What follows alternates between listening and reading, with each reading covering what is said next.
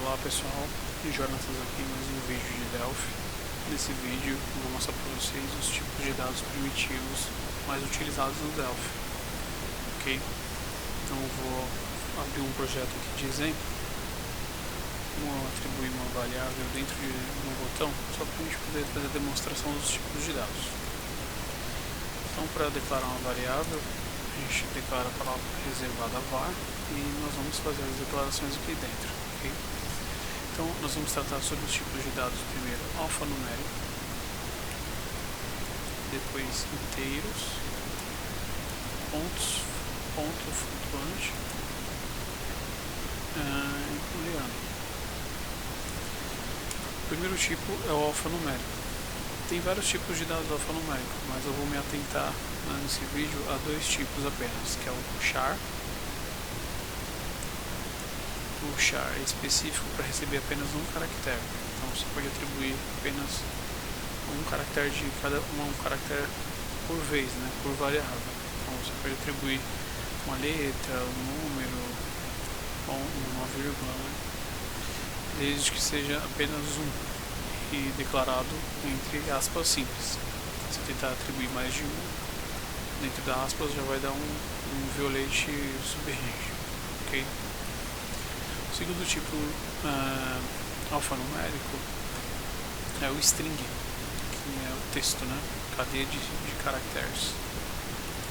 Então, cadeia de caracteres string ele suporta texto. Qualquer texto ele já suporta. Você pode colocar, por exemplo, apenas um teste. Pode também fazer a concatenação, então você pode atribuir para a variável ela mesma mais uma outra parte de texto. Ok? Então esse é o tipo string. Então esses são os tipos de dados alfanuméricos. Ok? São os que você vai encontrar mais em projetos Delphi por aí. Agora vamos para os números inteiros. O número inteiro tem vários tipos de dados que são utilizados de acordo com a situação, tá? Quando você vai trabalhar com pequenos ranges, né, uma lista pré-definida, bem isolada, você pode utilizar o short int. Short int tem uma limitação entre menos 127 e 127, ok? Então ele vai aceitar qualquer valor dentro desse range. Se você tentar atribuir uma variável, um valor, por exemplo, menos 127, ele vai aceitar, essa variável vai aceitar, mas se você tentar atribuir menos 200, já vai violar o subrange. O mesmo vale o positivo, ele aceita até 127. Se você tentar colocar, por exemplo, 128, já vai violar o subrange. Beleza? Esse é o tipo de dado short int. O outro tipo de dado para ranges pequenos é o byte. Também é muito utilizado. A diferença entre ele e o short int é que o byte não aceita número negativo, então o range dele é de 0 até 255. Não aceita número negativo, então se eu tentar atribuir para ele 200, ele vai aceitar. Se eu tentar atribuir 0, ele também aceita. Mas se eu tentar atribuir, por exemplo, menos 1, já não vai funcionar, vai quebrar a sequência. E o mesmo vale para, por exemplo, 256. Ele vai violar também o subrange. Então, esse é o byte. Então, essa limitação também é parecida com o short int, porém, a diferença é que ele é sem sinalização, não aceita número negativo. Bom, aí nós chegamos no integer, né, que é o mais utilizado com certeza. Né? Você vai encontrar muito esse tipo de dado por aí. O integer ele não tem uma especificação, aliás, ele tem uma especificação de número negativo a número positivo, tá? Mas isso vai depender da máquina onde você está executando o programa. Se você estiver usando uma máquina x86, né, 32 bits, ele vai ter um range específico, um range enfim, um número menor de dígitos que ele suporta. Se você estiver usando em uma máquina 64 bits, aí esse range é maior. Então, o integer reflete diretamente a limitação da área de processamento, do tamanho da mantiça, né, que o processador suporta. Então, O integer aceita números grandes, tanto ele aceita números grandes tanto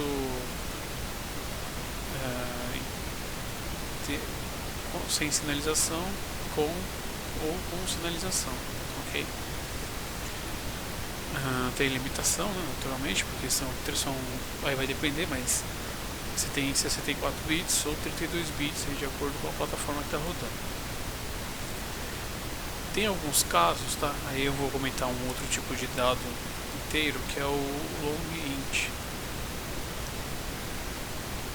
O long int funciona da seguinte forma: ele é parecido com o inteiro, porém quando você estiver desenvolvendo um software, estiver rodando esse compilador em uma máquina 32 bits, naturalmente o exe não vai vir suportando os 64 bits.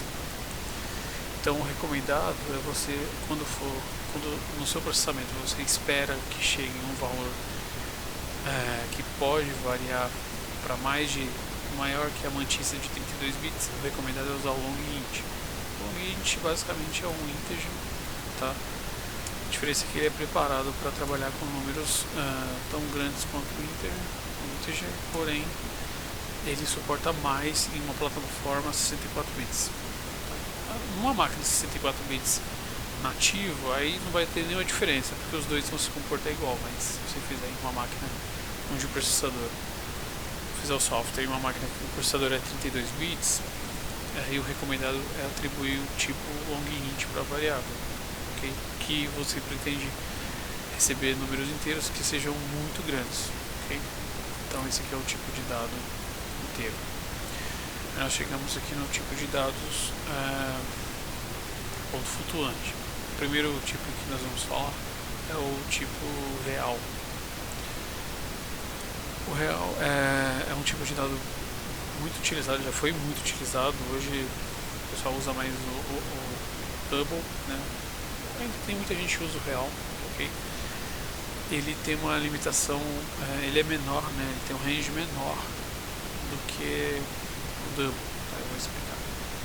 Então, o que é o tipo de dado ponto flutuante? São as variáveis que vão receber valores que, por exemplo, que tem vírgula, né? 50,25, né? 100,325 e assim por diante. Então, para atribuir um valor para real, é só você fazer a atribuição. Lembrando que na programação não existe a vírgula no número de ponto flutuante, é um ponto literalmente. Então, por exemplo, 25,50 seria aí o 25,50. E aí que está a diferença do real para os outros, né? O real, esse que vem depois da vírgula, né? A quantidade de caracteres que ele suporta é até 39, ok? Então ele suporta até 39 dígitos depois da vírgula. Então esse aqui é o primeiro tipo de dado ponto flutuante. O segundo é o double. Então o double ele tem um range bem maior, ok? Ele suporta aí até 340, se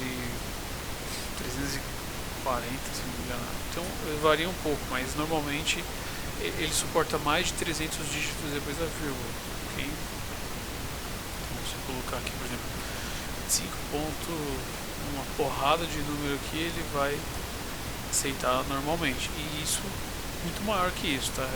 Só foi um exemplo, mas ele tem um suporte bem maior.